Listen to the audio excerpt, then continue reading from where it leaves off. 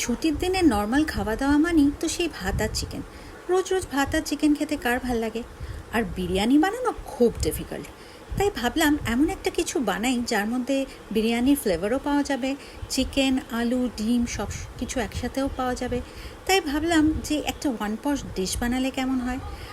খেতে কেমন হবে জানি না, বাট বানাতে খুব মজা লাগছিল। আর দেখতেও খারাপ হয়নি। তোমাদের যদি ভালো লাগে দেখতে তাহলে কমেন্টে জানাতে ভুলো না কিন্তু। আর খেতে কেমন হলো ফাইনালি সেটা কিন্তু আমি তোমাদের অবশ্যই জানাবো। টাটা।